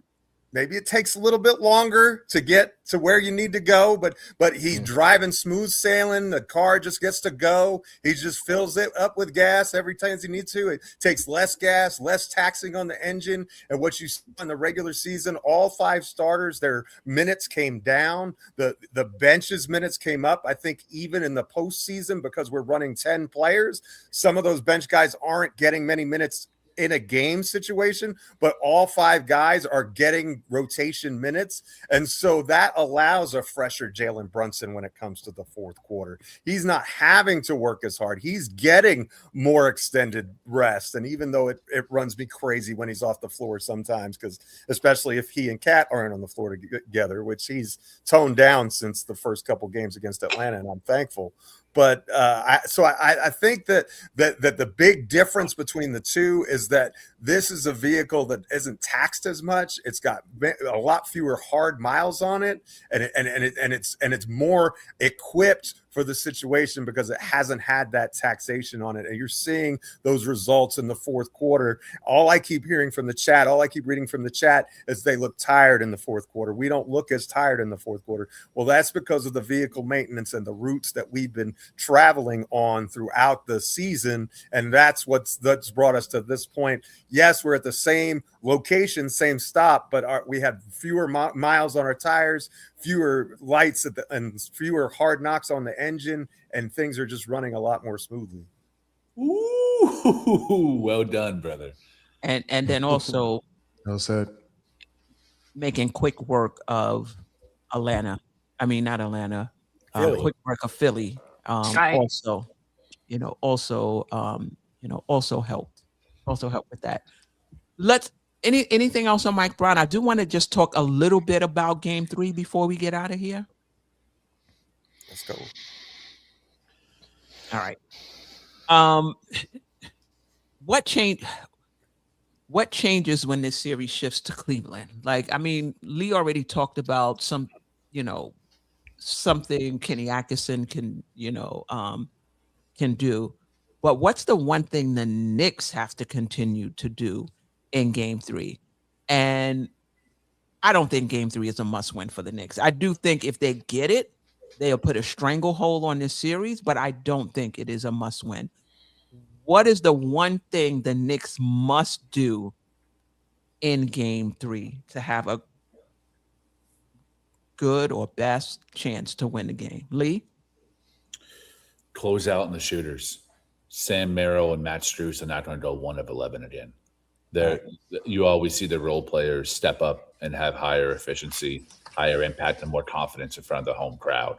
Especially someone like Merrill, who is not used to playing at MSG on the road for the first 2 games of the ECF. I think he's specifically is going to be better, and I think more in rhythm at home. I think Dennis Schroeder is also going to be a little bit more confident and cocky at home when the Knicks are visiting them as well. So those 3 guys are the ones I would key in the most. Because the only way the Cleveland can beat us, I think, is outscoring us. They're not going to get stops in crunch time. So unless they beat us, has to be a double-digit lead. And the way you get double-digit leads in 2026 is bombing threes. So close out on shooters. Don't let that weak side kill you because you didn't rotate in time. Yeah, facts. I totally agree.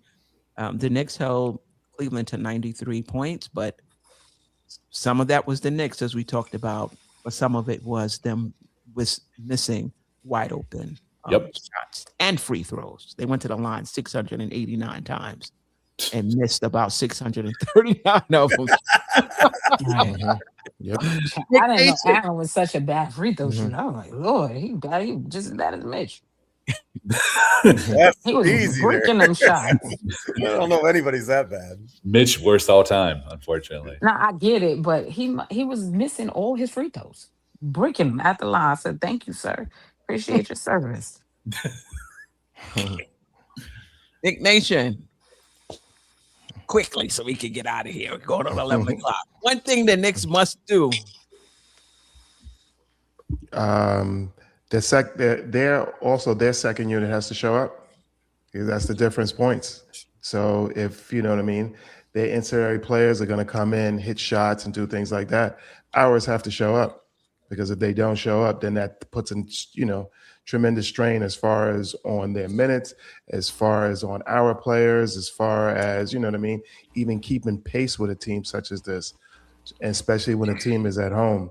But we do have players like that are unbothered like that, and a few of them play even better. Sometime on the road. Deuce is not a guy who gets shy on the road at all. Mitch always still brings the same solidness either at home or away.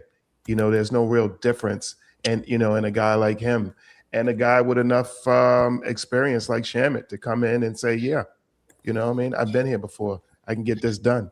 So we just got to match. Their players are going to, do well.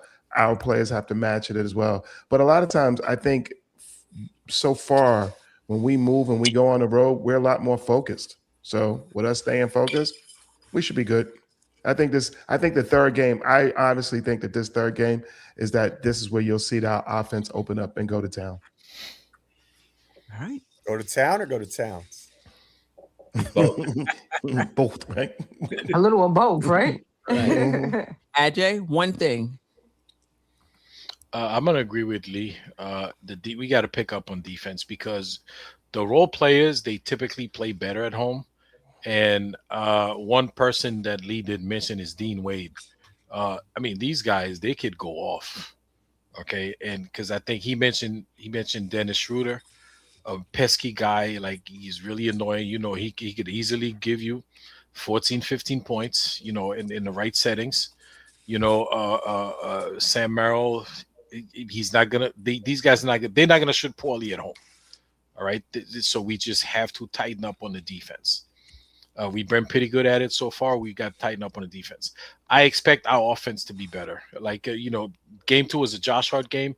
I expect like some OG Anunoby to pick up where he left off before the hamstring. Like he's working towards that, but he's just not there yet. I expect somebody's gonna unexpected is gonna give us a big game. So.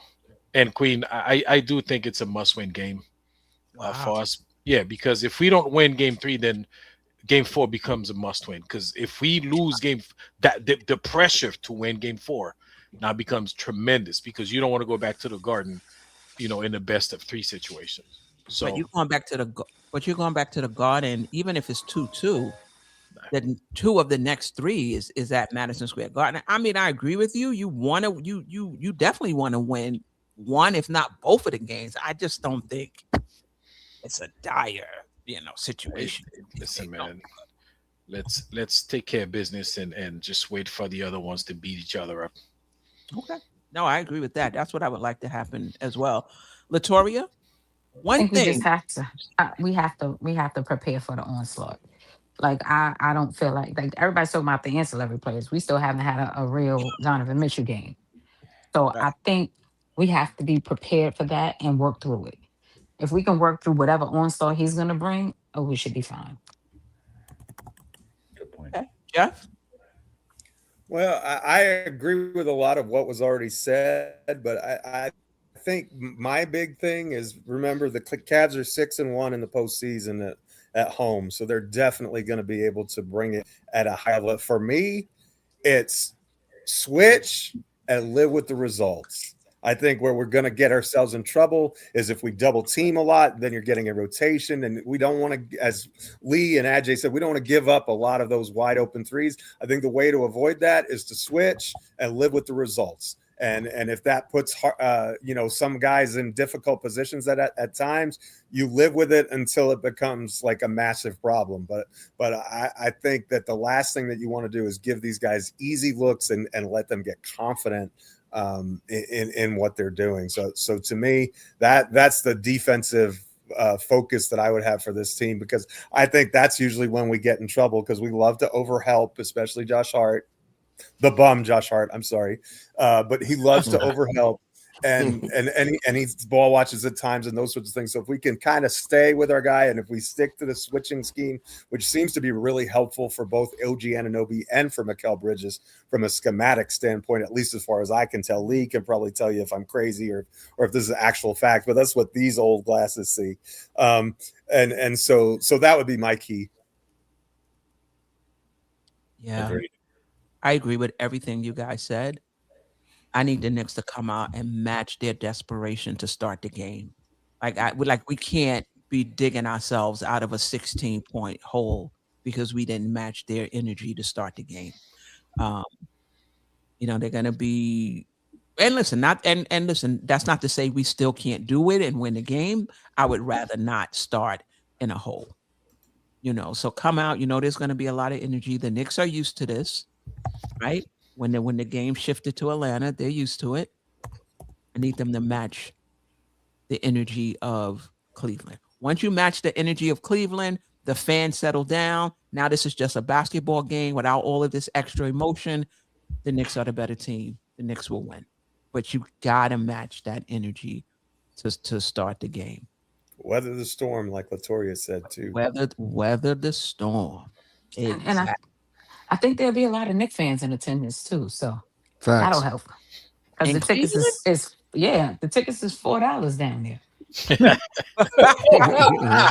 And listen, it's a long weekend, a right? round trip flight and a hotel and a ticket cheaper than going to the game. That's not even a lie. Mm-hmm. That's actual facts. You could get tickets to the next 2 games. A hotel room and airfare for cheaper than 1 ticket at Madison Square Garden. So I think you might see a lot of Knicks fans down there. Donovan Mitchell put that out on X too. He said he didn't want that to happen because he was so worried as far as those names. Yeah. Doesn't mean Knicks fans. You know, Knicks fans travel well. They just don't. We everywhere. Travel really well. So Timbuktu, we there. I really feel like they're gonna be. I mean, listen, I was watching them play. I think it was Denver, and the Knicks fans are screaming, and I'm like, "Who from New York live in Denver?" I can't believe it. I'm like, "Is that a douche chant I hear?" Oh my god! Knicks we like cockroaches. Well. We everywhere. We everywhere. For real. I can't believe it. Yeah. Well, I appreciate all of you, Lee, KOT, and DopeSoulSports are family for life. That is for sure. True. That is for true.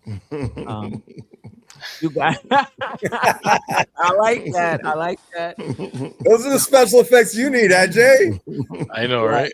Right. Look at that. That's what Look Hollywood at that. needs. Oh yeah. You need to hook up with Lee. He'll get you the hook up. Give me the cool stuff. But Lee, as always. I'm sorry. Go ahead, Latoya. Oh no, I was just saying thank you for having me up. Of course. What? Sis. Lee out here with these acid effects. What you mean by that? Listen, man, what did I say? Put that down. Put that down. How would you know about that, Nick Nation? Hey, Experience. old man. I'm an old man with a lot of experience. So. Well, that's how you got through 50 years of Nick fandom. Oh yeah. Heavily medicated, sir. Heavily You medicated. had to for the Isaiah Thomas years. Oh yeah. Yeah, man. Yeah. I've been a Knicks fan since '93. It's been a rough stretch, I tell you. Yeah. Oh, yeah. Bill Jackson too, in my opinion. Oof. That was worse. Even worse. At least I had Marcus Camby with Isaiah Thomas. Yeah. Jeez. Yeah. Knicks and bruises. Shout out to Tony Crow. But Latoria, Ajay, Jeff, Nick Nation, Lee, I As appreciate always. you. You guys check him out on X, check him out on Substack, check him out on the Nick of Time, show. Just KOT. the analysis. Just look up he everywhere. He Yeah. one of the finest Nick writers in the business. That you can't go wrong with his Substack. I think he's on Guardian, ESPN, whatever, posting and toasting. I think he's everywhere and he deserves to be one of the best writers in the business. He and Fred Katz are 1A and 1B. All right, thank you for cutting sure. me off. Shout out to the chat. and finishing up the statement, I appreciate you. But I also just appreciate you, Lee, for just taking my text, helping me, understand things. I really value your opinion when it comes to schemes and things of that sort. I read the articles, even if I don't comment or get back to you. I do read the articles and they're on point. But I love the schematic stuff, man, because it just helps me learn. It just helps me watch the game a bit more deeply, differently. So just thank you for being gracious with your time. I appreciate it. Of course, Queen. And I only speak for myself when I say this. I'm not a huge fan of the top two Knicks podcasts, the ones that everybody knows about. I think they're very bland and the analysis is very weak and watered down. I think there should be a lot more attention paid to a lot of the smaller ones. And it's a bonus. The smaller ones are mostly ran by people of color, women of color, basketball hoop heads, right, with diverse panels and diverse points of views. It's a true marketplace of ideas, and it shouldn't be a monopoly. And I've been advocating as strong as I can behind the scenes for more people to have more opportunities, and for once they get there, to continue holding the door open for others as well. This, to me, is one of the absolute strongest channels because each viewpoint is very distinct, right? Like Ajay, the villain, has really defined his viewpoint and his perspective on the Knicks as much as Nick Nation has. And that allows you to come on here and to understand and expect what you're going to hear and be able to support that viewpoint or disagree with it. There's a voice for everybody here. And I love that. True marketplaces have someone for everyone, no matter what your background is or where you come from and your sports history and love. And you guys are one of the very, very few channels that does that. And it's led by one of the smartest b-ball minds on Knicks Twitter and YouTube streets, who's also a super badass Black female business leader. Like, what more can you possibly ask for to show, what is possible in this country? That it doesn't, the government ain't gonna help you out, right? We got to help each other out, and you have to build community, which is why I come on here at the time to show you guys, hey, we love you, we support you. We're gonna be here pushing y'all's channel as much as we can. Definitely. Let me tell you, she liked to say, well, I want somebody who knows the X's and O's. Meanwhile, she knows the X's and O's. She does. She's telling us this stuff, right? But no, I want somebody like Freezy to come on and schematics. I'm like, meanwhile, she's telling us all the schematics. Yeah, if you watch the episode with her and Freezy, she holds her own. Oh yeah. I've definitely grown in that respect, but you guys are on another level when it comes to the schematics. Just on another level. Oh, Lee froze. I'm still here. Can you hear me? Yeah, we we can hear you. You didn't say something about the Dallas Cowboys, yeah. did you? No. I heard it. We already had Nick Nation make that fail earlier than that. Don't do it. Hey, Lee, I put my number in the private chat there. Hit me up. Oh, hell yeah, man. I'm surprised I haven't done that yet. I appreciate that. Thank you. Yeah, no doubt. Hit me up. Yeah. Anyway, you guys, shout out to the chat, the silent listeners, the replay gang, and the panel. Latoria stopping by anytime, sis. You want to come? Lee stopping by anytime. That link is the forever link. So whenever you want to drop by, We love to have you. Until Oh, then, thank you. Our family. Hey, My hey. sister and me. Hey. Okay. All right. I'm gonna chill. It'll Until freeze up next again. I'm gonna chill. family. Knicks going into Cleveland tomorrow, and we coming out 3-0. We're gonna weather the initial storm. That's it. Roll with the punches. We're gonna execute our That's way it. to a 3-0 lead. Yep. With the stranglehold on the series tomorrow. Let's go. Let's go. Let's go.